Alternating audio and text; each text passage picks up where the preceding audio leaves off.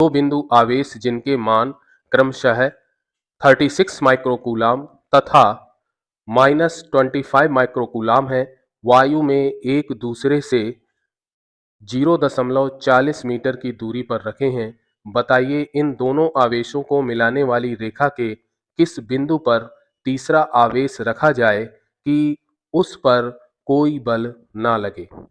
अब आइए इसे हम लोग सॉल्व करते हैं। तो दिया है Q1 इक्वल टू 36 माइक्रोकूलाम, कन्वर्ट कर लें तो 36 इंटू 10⁻⁻6 कूलाम, और जो Q2 है वो माइनस का 25 माइक्रोकूलाम है। इसको भी कन्वर्ट कर लेते हैं तो ये हो जाएगा माइनस का 25 इंटू 10⁻⁻6 कूलाम। दोनों आवेशों के मध्य दूरी ये है 0.40 मीटर। अब देखिए जो तीसरा आवेश Q है, मान लेते हैं Q है, उसे हम इन दोनों आवेशों के बाहर रखेंगे, मध्य में तो रखेंगे नहीं क्योंकि ये जो दोनों आवेश हैं ये विपरीत प्रकृति के हैं। तो मान लेते हैं कि माना तीसरा आवेश Q मान लेते हैं इन दोनों आवेशों को मिलाने वाली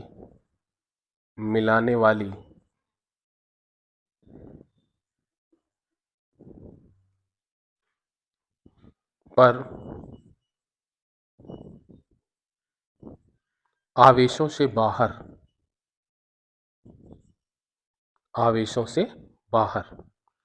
-25 माइक्रो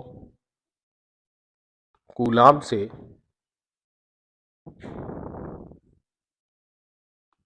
x दूरी पर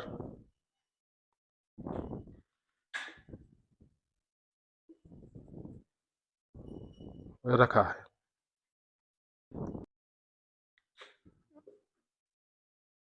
जिस पर परिणामी बल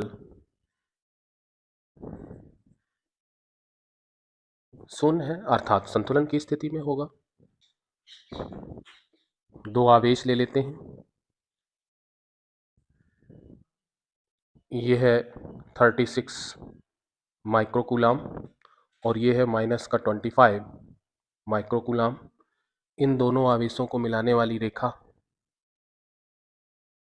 ये हो गई, और इन दोनों आवेशों के बीच की जो दूरी है वो है 40 मीटर। अब हमने क्या किया है कि जो -25 माइक्रोकूलाम का आवेश है उससे स्मॉल x दूरी पर ये आवेश Q ले लिया है, और इसकी जो डिस्टेंस ली है -25 माइक्रोकूलाम से वो ले ली है स्मॉल x। तो 36 माइक्रोकूलाम वाले से जो डिस्टेंस हो जाएगी वो 0.40 प्लस x होगी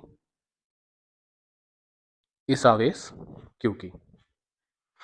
अब देखिए 36 माइक्रोकूलाम पॉजिटिव है तो इस पर जो बल लगाएगा उसकी डायरेक्शन इस ओर होगी, और ये जो -25 माइक्रोकूलाम है प्लस Q आवेश पर जो बल लगाएगा उसकी डायरेक्शन इस ओर होगी।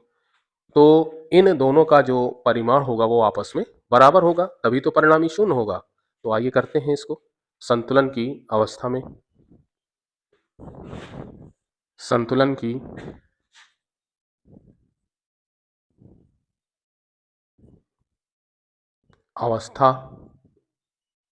में F1 इक्वल टू F2 होगा। वैल्यू रख देते हैं दोनों की, तो 1/4 पाई एप्सिलॉन 0 Q1 Q2।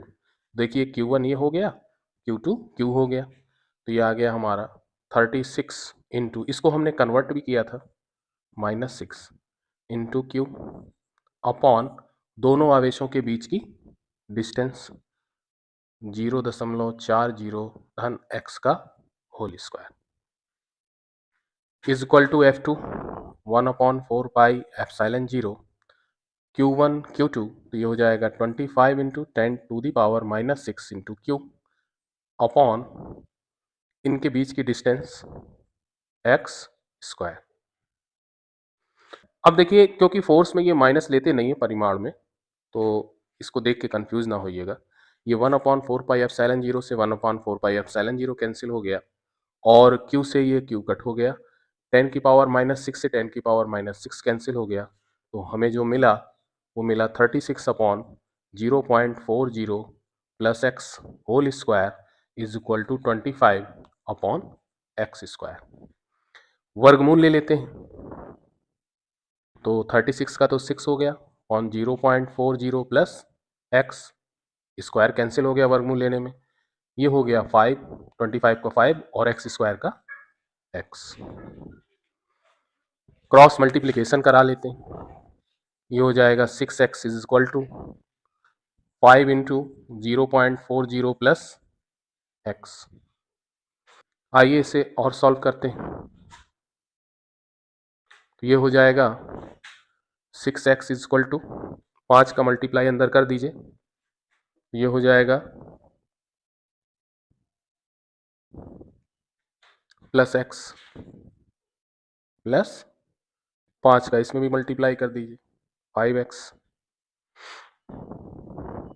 दशमलव लगा दीजिए 2 अंक के बाद, इसमें 2 अंक के बाद दशमलव लगा हुआ था,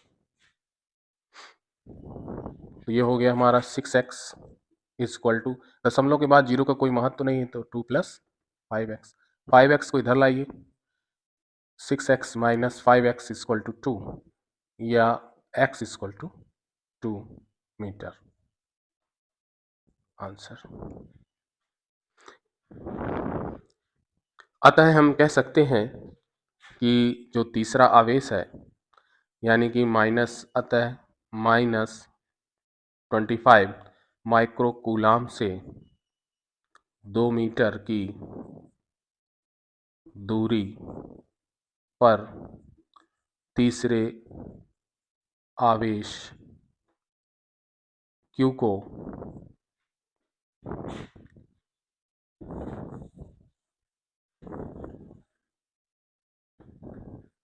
रखने पर उस पर कोई बल नहीं लगेगा।